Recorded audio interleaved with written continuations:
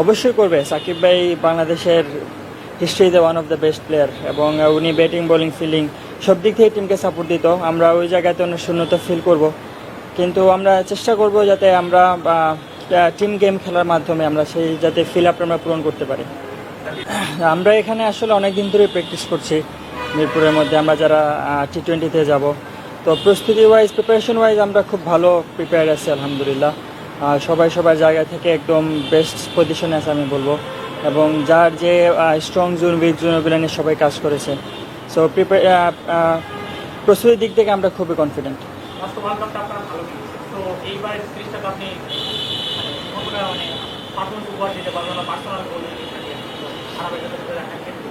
যে আমি চেষ্টা করি যখনই যেখানে খেলবো একদম বেস্টটা যাতে খেলতে পারি। সো সামনে ইন্ডিয়া সিরিজ আছে, ওই জায়গাতে আমি আমার বেস্ট দেওয়ার চেষ্টা করব। অতীতে কী হয়েছে না হয়েছে সেটা আমার কনফিডেন্স দেবে অবশ্যই, কিন্তু এটা আমি মনে রাখতে চাই না ওই রকম। জাস্ট ভবিষ্যতে কী আছে সেটা আমি বেশি ফোকাস করতে চাই। তো ইন্ডিয়া সিরিজে আমার সর্বোচ্চ চেষ্টা থাকবে আমি যাতে নিজের বেস্টটা দিতে পারি।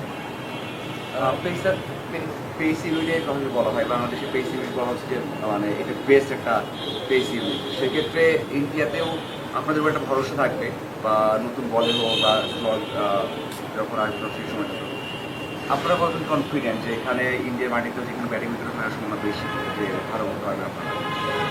ব্যাটিং উইকেট বোলিং উইকেট আসলে গুড লেন্থ সব জায়গাতেই গুড লেন্থ, এবং আমি মনে করি আপনার যদি লাইন ওয়াইজ বোলিং করতে পারি এবং আমরা প্ল্যানিং ওয়াইজ বোলিং করতে পারি, ব্যাটিং উইকেট হোক বোলিং উইকেট হোক, সেখানে পেসাররা তাদের সর্বোচ্চ দিতে পারবে এবং টিমের জন্য বেস্ট জিনিসটা নিয়ে আসতে পারবে।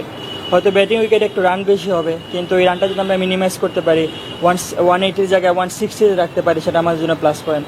তো আমাদের ওই দিকেই ফোকাস থাকবে। আমরা পেস বোলিং আমরা পুরোটা বোলিং ইউনিট স্পিন পেস সব আমরা অনেক আলহামদুলিল্লাহ আমরা কনফিডেন্ট আছি, আর ইনশাল্লাহ আমরা ভালো কিছু একটা উপহার দিতে পারবো।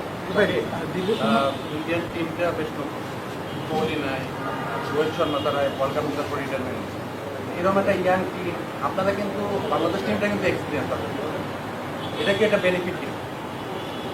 আসলে ইয়াং এক্সপিরিয়েন্স ক্রিকেটে আমি ওটা খুব একটা মেজর ফ্যাক্টর হিসাবে দেখি না। কারণ হলো গিয়ে ক্রিকেট যেদিন যে বেস্ট খেলবে সেই ভালো খেলবে এবং ওই টিমটাই জিতবে। সো এখানে এক্সপিরিয়েন্স মাঝে মধ্যে ম্যাটার করে, কিন্তু যেদিন যে বেস্ট খেলবে, বিশেষ করে T20-তে ইটস অল অ্যাবাউট ডে। যেদিন যে ভালো খেলবে সেদিন সেই জিতবে। So every single day is important, every single game is important.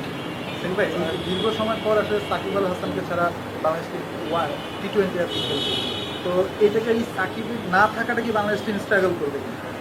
অবশ্যই করবে। সাকিব ভাই বাংলাদেশের হিস্ট্রিতে one of the best player এবং উনি ব্যাটিং বোলিং ফিল্ডিং সব দিক থেকে টিমকে সাপোর্ট দিত। আমরা ওই জায়গাতে অনেক শূন্যতা ফিল করব, কিন্তু আমরা চেষ্টা করব যাতে আমরা টিম গেম খেলার মাধ্যমে আমরা সেই যাতে ফিল আপটা আমরা পূরণ করতে পারি।